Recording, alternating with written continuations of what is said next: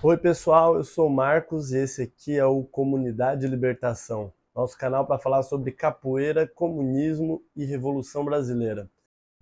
Hoje eu vou falar sobre a Revolta da Vacina, que foi a principal revolta da história da cidade do Rio de Janeiro e que contou com a liderança de muitos capoeiristas. E depois eu vou fazer um paralelo com o que a gente viveu na pandemia da Covid-19. É óbvio que são dois acontecimentos completamente diferentes, com dinâmicas completamente diferentes, mas eles trazem alguns elementos semelhantes que a gente pode fazer um paralelo. E o principal desses elementos é a denúncia da falência da democracia burguesa. E aí, por que eu vou falar sobre democracia burguesa? Se vocês lembrarem, o Lula fez uma declaração uns dias atrás que foi bem polêmica, repercutiu bastante na mídia, que ele falou que a democracia ela é relativa, ela não é uma coisa absoluta. Porque, na verdade, ela é um discurso, ela é uma embalagem e o que importa mesmo é o conteúdo que tem lá dentro. E a democracia que a gente vive hoje é uma democracia burguesa, que o conteúdo que está lá dentro é o conteúdo da burguesia, que atende aos valores dela. E aí a gente pode lembrar que essa mesma democracia adora remeter à época da Grécia Antiga, que é como berço da civilização ocidental. E se você for ver, essa mesma democracia, onde eles dizem que partiram, é uma democracia que excluía escravos e mulheres da ação pública. E isso demonstra bem qual é a herança e quais são os elementos que eles querem trazer para si. Quando a gente fala em democracia burguesa, a gente está querendo deixar claro que ela não é o único tipo de democracia que existe. Não é a democracia que a gente quer construir. Eu sou partidário de uma democracia socialista, uma democracia onde a gente possa ter uma ampla participação popular, inclusive feminina, inclusive de povos que em outros tempos foram rejeitados, como a população negra e a população indígena desse país. E tanto a revolta da vacina quanto os acontecimentos da Covid-19 deixaram muito claros para a população os limites de representação, de participação popular e de preocupação que essa democracia tem com a população. Então, a gente vai explorar um pouco disso e falar da participação dos capoeiristas como linha de frente desse processo de tentativa de romper com os limites, de questionar essas coisas dentro da revolta da vacina e como os capoeiristas e a comunidade se comportou durante a Covid-19. Aí, para variar, eu vou começar dando aquele panorama geral assim, do que foi a revolta da vacina, para depois a gente ir ao longo do caminho, dando umas pinceladas aqui e ali, trocando uma ideia sobre esse assunto. A revolta da vacina aconteceu na cidade do Rio de Janeiro em 1904 e o presidente da República nessa época era o Rodrigues Alves. O prefeito da cidade do Rio de Janeiro era o Pereira Passos e o terceiro nome importante da gente gravar é o do Oswaldo Cruz, que na época ocupava um cargo que hoje seria o ministro da Saúde ali da cidade do Rio de Janeiro. O Rodrigues Alves era um representante da elite cafeeira do Brasil. Ele fazia parte do que a gente chama de República do Café com Leite, que a gente vai falar um pouco melhor disso em outro vídeo aqui do canal. Mas a ideia de que São Paulo e Minas Gerais se revezavam colocando presidentes que representavam essa elite agrícola aí do Brasil. E aí Minas Gerais seria a do leite e São Paulo seria do café. Oswaldo Cruz, que era o diretor-geral de saúde pública da época, ele resolveu fazer uma grande reforma urbana na cidade do Rio de Janeiro, que vale lembrar que nessa época era a capital do Brasil. E aí tinha muitas mortes por doenças que eram evitáveis na época, mas que acabavam assolando a cidade por conta dessa urbanização completamente caótica que tinha na época. E aí ele começou uma política que ficou conhecida como Bota Abaixo, onde ele pegou todo o centro do Rio de Janeiro e destruiu, principalmente cortiços, casas que estavam em condições insalubres, e botou todas abaixo e começou reformas com vias bem largas, com todo um novo pensamento urbano que tentava imitar ali Paris, aquela ideia da Belle Époque brasileira, essa ideia da construção da cidade maravilhosa, tudo se deu início mais ou menos nessa época aí. O Rio de Janeiro encontra um cartão postal muito bonito, que era referência para o mundo, se começou a se construir essa visão nesse período. E é lógico que quem pagou nesse sentido foi a população mais pobre, que foi empurrada para as periferias e que foram expulsos das suas casas, dos seus cortiços, onde eles pagavam às vezes aluguéis baratos e agora já não conseguiam mais se manter ali no centro, porque os aluguéis subiram, porque teve uma outra urbanização e tudo mais. E é óbvio que isso trouxe vários benefícios para a cidade do Rio de Janeiro, no sentido de saúde, mas foi feito de uma forma que, mais uma vez, colocava o pobre de lado, e ele pagar a conta dessa modernização da cidade. E é importante a gente entender isso, porque isso já mostra esse contexto de república do café com leite, essa república burguesa, de como ela pensa o pobre. Pode até haver essa preocupação na melhoria da qualidade de vida, mas ela sempre vai ser às custas dos mais frágeis. E junto com essa reforma urbana, o Oswaldo Cruz começou também um sistema de vacinação em massa e obrigatório. E aí ele passou por várias vacinas, como a da febre amarela, a da peste bubônica e a da varíola. E na da varíola foi que teve um estopim que deu início à revolta da vacina. E aí começam os paralelos que a gente pode fazer com o que aconteceu durante a Covid-19, com a questão da vacina e todo aquele combate em cima dela. Tanto a mídia quanto uma boa parte da classe política ficaram contra a vacinação obrigatória que Oswaldo Cruz tentou implementar. E a oposição se dava por dois pontos principalmente. Era uma justificativa científica e uma justificativa filosófica. Do ponto de vista científico, eles falavam que a vacina ela não respeitava as ideias do Comte, que é tido como um dos pais da ciência moderna, do método empírico e tudo mais. Assim como durante a Covid-19, se questionou se tinha mesmo um lastro científico real na vacina, pela rapidez com que ela foi produzida. E do ponto de vista filosófico, se questionou a ideia de que se era mesmo uma atribuição do Estado essa preocupação e essa obrigatoriedade sobre a saúde. Porque naquela época se tinha a ideia de que a saúde, na verdade, era um atributo da igreja ainda. Ainda tinha-se essa ideia de que era a igreja que cuidava da saúde pública. Esse momento da Primeira República foi um momento de proliferação de várias ideias, inclusive socialistas, anarquistas e liberais. O liberalismo já estava sendo implementado dentro do Estado já desde a época da monarquia. E essas ideias liberais foram um dos argumentos usados para justificar esse combate à intromissão do Estado, muito próximo do que a gente viu na Covid, né? Que essas ideias liberais também se questionou o poder do Estado de impor aí a ideia de um cartão de vacina que justificasse se você podia viajar ou não, que foi algo que foi tomado no mundo inteiro. E também se propôs fazer algo parecido na época da revolta da vacina. Então é mais uma dessas semelhanças. Foi nessa época da revolta da vacina, as propostas é que você não poderia conseguir emprego público, que você não conseguiria colocar filhos em escolas e toda uma série de coisas se não tivesse a vacinação, assim como aconteceu durante a Covid. E aí, além do liberalismo, também se teve essa ideia da religiosidade muito forte, né, como essa ferramenta para combater a vacinação, porque a gente não pode esquecer que as igrejas evangélicas, no geral, estavam muito próximas ao presidente da época, o Bolsonaro, e o Bolsonaro quis capitanear essa ideia de rivalidade com a vacina, né? Ele colocou de um lado cloroquina e do outro a vacina. E aí foi a grande disputa da época. Outro ponto em comum aos dois períodos é o terrorismo psicológico que foi feito, né? As fake news ali que já desde a época da revolta da vacina já era uma constante aqui no Brasil. Que é essa ideia, né, da pura e simples mentira deslavada mesmo. Durante a revolta da vacina se falou, primeiro, que a vacinação ia ser dado na coxa das mulheres, dentro das casas.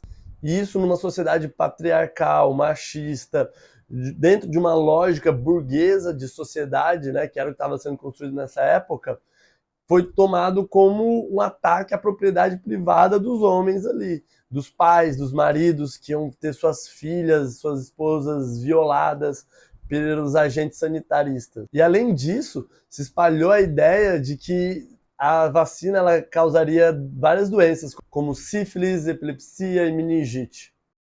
A revolta da vacina teve início no dia 10 de novembro de 1904 e teve um resquíciozinho de tumulto ali no dia 18. No primeiro dia se teve 15 presos e no segundo 18. Já no dia 12, isso foi alcançando um nível muito grande, foi assim, alcançando a ideia de uma quebradeira generalizada na cidade do Rio de Janeiro. A violência policial foi ficando cada vez mais forte. Tiveram trocas de tiros, foram destruídos lampiões, que na época era a parte de iluminação da cidade, né, que ainda não tinha energia elétrica. Você teve bondinhos que foram tombados, teve realmente um direcionamento da população para os serviços públicos, assim. Realmente a população ela acabou canalizando a raiva dela para esses serviços, como o bondinho e a iluminação da cidade, assim. Mas a raiva da população também ficou muito direcionada aos agentes de governo, principalmente os ligados à repressão, como a polícia da época. E é interessante lembrar que durante a pandemia também teve essa raiva direcionada a alguns agentes públicos, mas ficou muito mais focado na ideia dos agentes de saúde, né? E para qualquer autoridade que acabasse representando ali uma defesa tanto do lockdown, que tentou se colocar, né? E aí você tem uma raiva sendo direcionada cada vez mais forte para o STF e também até mesmo para agentes particulares, mas de espaços coletivos que tentavam colocar algumas regras sanitaristas ali, como o uso de máscara, a aplicação da vacina. Então, você viu casos assim de atendentes em farmácias sendo agredidos, coisas do tipo. Já no dia 14, foi quando começou ali a mudar um pouco o perfil dos manifestantes que estavam ali nesse combate corpo a corpo no dia a dia nas ruas, né? Então foi se criando praticamente verdadeiras fortalezas no bairro da Saúde e do Sacramento. E também foi quando aconteceu o levante da Praia Vermelha, que foi quando algumas dessas lideranças políticas que estavam agitando a população na revolta da vacina, eles foram aproveitar a articulação que eles tinham dentro do Exército para levantar 2 bases militares na cidade do Rio de Janeiro. Uma delas foi fracassada já de cara e acabou não conseguindo virar nada, mas o quartel da Praia Vermelha acabou se levantando sem nenhuma oposição das lideranças ali militares do quartel e acabou entrando em confronto com a polícia e com representantes do exército e, inclusive, alguns dos militares do governo debandaram e foram para o lado dos revoltosos. Acabou tendo trocas de tiros, um combate ali bem intenso no dia 14, que acabou com o recuo tanto das tropas do governo quanto das tropas dos revoltosos. Cogitou-se, inclusive, a ideia do presidente se refugiar dentro de um navio de guerra na Baía da Guanabara e de lá liderar esse combate a essa revolta, mas ele se negou e acabou que na manhã do dia seguinte, no dia 15, os revoltosos se entregaram e foi encerrado esse levante. Mas ainda permaneceu o levante popular, que estava ali na Saúde e no Sacramento, que tinha verdadeiras fortalezas, bondes virados, barricadas de todo tipo. Inclusive, tinham certos rumores de que esses revoltosos tinham acesso a dinamite e um canhão de guerra. Então, no dia 15, chegaram tropas de São Paulo e de Minas Gerais para ajudar os militares do Rio de Janeiro e também a Marinha do Rio de Janeiro começou a bombardear o bairro da Saúde. E dentro dessa batalha foi presa a liderança maior dos revoltosos, que era um capoeirista de Maltas conhecido como Prata Preta. Então no dia 15 e 16 foram se destruindo essas barricadas e se descobriu que o canhão e as dinamites na verdade eram um blefe e era encenação que eles improvisaram lá fingindo que era real. E eu acho muito da hora que eu lembro de uma entrevista do Mano Brown que ele fala que às vezes o povo, tudo que ele tem como arma é o blefe. E ele fala que os Racionais eram o blefe da época que eles tinham. Que ele, moleque de 18 anos, desnutrido, dizia que ia acabar com o sistema. E como que ia acabar com o sistema? Tipo, o sistema era muito maior que ele, podia acabar com a vida dele assim. Mas ele blefou e o sistema comprou. E o Racionais virou o que virou, por medo disso tudo. E a mesma coisa foi acontecendo nas mais diversas revoluções e revoltas do Brasil. E essa revolta da vacina é um desses exemplos, né? Onde a população foi usando da engenhosidade para colocar medo dentro do governo, das tropas e resistir como podiam na época. Outra liderança que eu achei pouca documentação falando e não consegui confirmar com certeza que era capoeirista ou não, foi o Manduca Mirim. Eu faço uma associação primeiro por esse caráter de popular que tinha assumido a revolta já nesse período. Então acredito que esse Manduca Mirim também seja outro capoeirista, muito provavelmente ligado a Maltas, que é ali daquele período. Ainda quero fazer um vídeo para explicar melhor o que foram as Maltas e qual foi a participação política deles, principalmente com o uso da violência ali para garantir direitos políticos, populares e para resolver questões trabalhistas ali do dia a dia da população. O dia 17 acabou passando completamente sem nenhuma revolta, sem nenhum embate, as coisas foram voltando à normalidade, e no dia 18 teve um tiroteio numa pedreira, que foi um desentendimento que as pessoas ainda atribuem ali a esse clima da revolta da vacina, que tinha desorientado a cidade. Então fica sendo como o último incidente ali dessa revolta.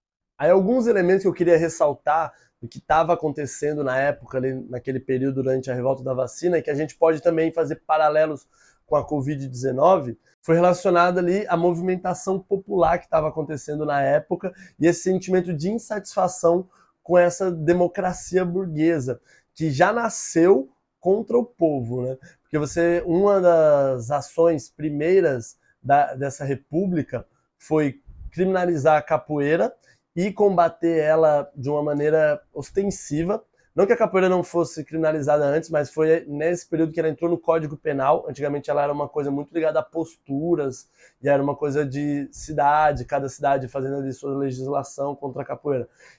Mas foi nesse período que ela virou algo nacional. E ela vai ser combatida, né?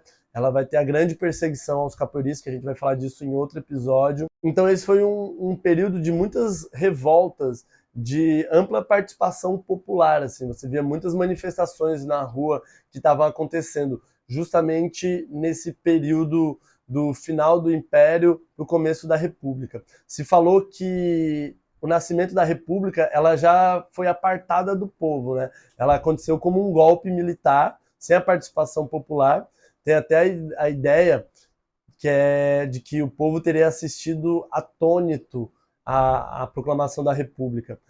E aí se criou essa ideia de que o Brasil não tem povo, de que o povo não participa das revoluções, ele não se manifesta.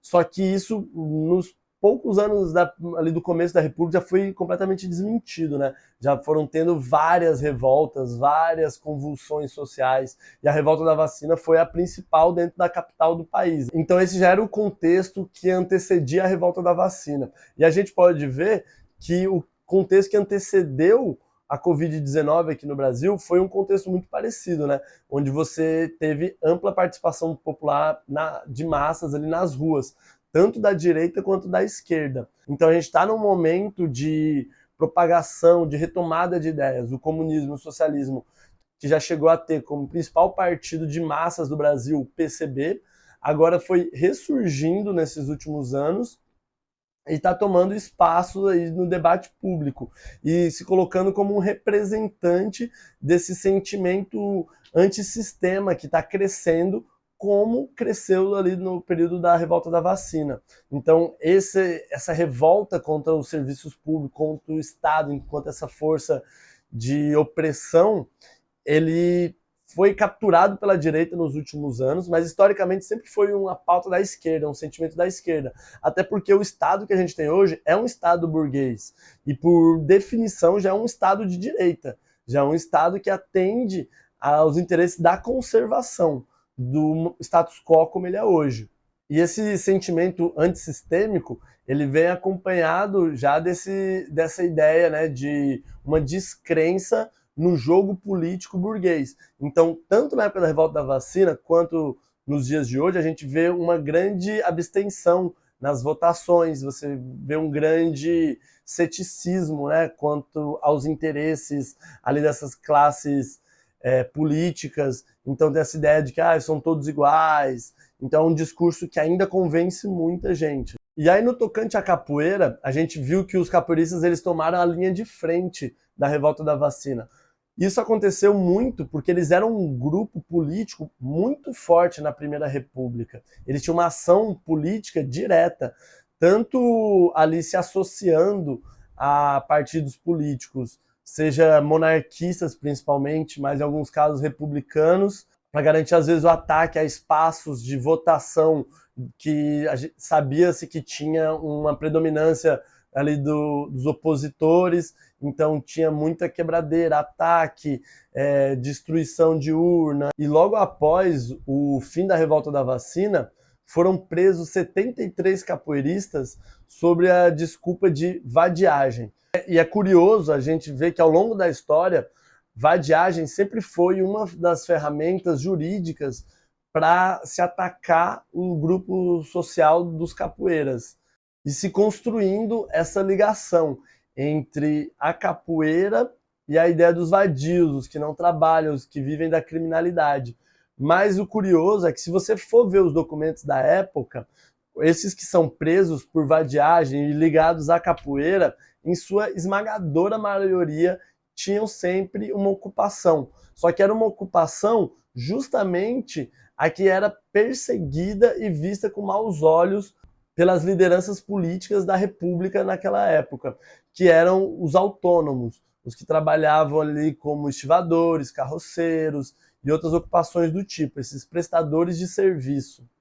Até porque, né, vamos lembrar que com o fim da escravidão e com o sistema de concentração de renda que sempre reina dentro do capitalismo, as classes pobres, que eram majoritariamente pretas, foram negados o acesso à terra, o acesso a possibilidades de ter comércios, ter indústrias, terem outras coisas de um ponto de vista mais oficial. Então eles acabaram indo preferencialmente para essa questão de prestação de serviços. É isso, pessoal. Alguns desses pontos que eu trabalhei hoje, eu vou explorar eles em outros vídeos do canal. A gente vai falar principalmente dessa relação, né, dos capoeiras enquanto um grupo político, qual foi essa ação deles na Primeira República. Tem muita coisa interessante para falar disso, principalmente na cidade do Rio de Janeiro, né, que, como eu falei, era a capital do Brasil na época e acabava sendo um polo de atração dos capoeiras do Brasil todo para aquela região. E também era um polo de expulsão de capoeiristas, porque como teve um grande combate a eles em diferentes períodos, eles acabaram tendo que vir se refugiar, às vezes em São Paulo, às vezes eles foram expulsos para Fernando de Noronha, para outras regiões do Brasil. Então a gente vai trabalhar esses e outros assuntos mais para frente.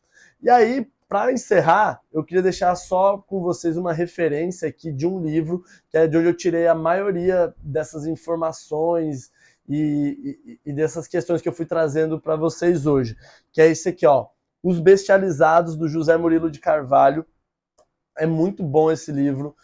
O José Murilo, ele não é comunista, mas ele faz aqui ele se debruça sobre a revolta da vacina, sem dar uma atenção especial para os capoeiristas. Ele não é voltado para a história da capoeira, mas ele acaba falando bastante dessa composição social da revolta da vacina, e os capoeiristas acabam aparecendo fortemente, como não podia deixar de ser, porque historicamente nesse período os capoeiristas eles eram essa linha de frente da busca por direitos, uma melhor qualidade de vida, um jogo de cintura no dia a dia para sobreviver.